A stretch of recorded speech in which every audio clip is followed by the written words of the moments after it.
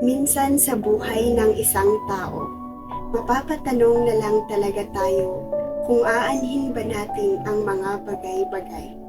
Ano nga ba ang maiaambag nila sa ating mga buhay? Ngunit sabi nga nila, everything happens for a reason.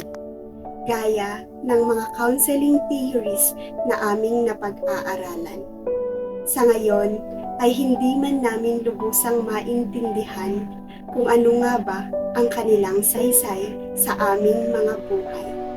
But one thing for sure, hindi man sa ngayon, kundi sa hinaharap na panahon, ay amin ding matatanaw ang importansya ng mga counseling theories na aming napag-aaralan. Mapasa aming mga sarili sa mga iba't ibang tao na aming makakasalamuha at lalong-lalo na sa aming mga magiging kliyente. Kung kaya't sa pamamagitan ng aming ihahandog na kanta ay atin sanang maala-ala.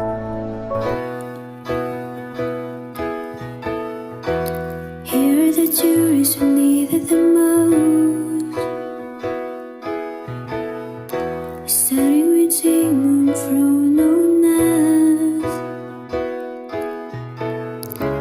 father of modern psychology, famous for psychoanalytic that we need to carry on. Adler's individual psychology speaks about individuality, striving for power and control to develop sense of belonging and no more discouragement. Stories makes me want to dig deep into the psyche where secret seems. Now I say I know the spirits of life, embracing the unknown, unlocking the door, the existential of Kierkegaard, Viktor Frankl, Erwin Young, William May, the purpose of life, the existential. Person-centered therapy by Carl Rogers, where I can find my role.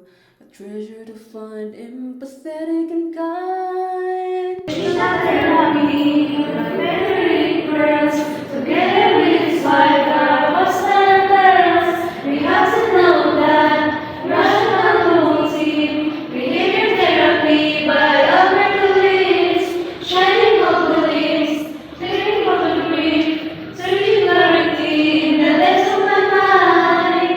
That's RBT.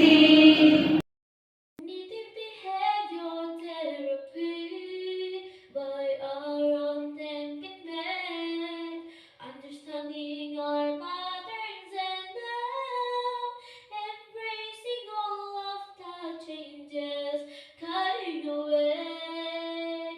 So here's the choice theory that was developed by Owen Glaser. Survival to power, to freedom in fact.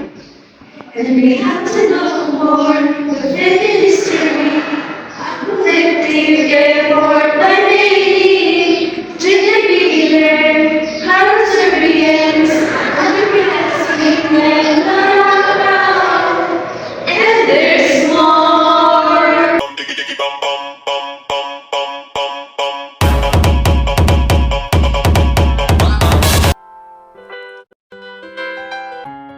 Pero huwag din nating lilimutan ang mga postmodern approaches, gaya ng narrative therapy na binuo nina David Epstein at Michael White. Mahalagang unawain na ang suliranin ay mananatiling suliranin lamang. Ang individual ay mananatiling individual. Kung kaya't mahalaga na huwag nating personalin ang mga suliranin na hinaharap ng bawat isa. Ang pagkilala sa pagkakaiba ng problema at ng individual ay isang hakbang patungo sa pag-unawa at paglutas ng mga hamon sa buhay.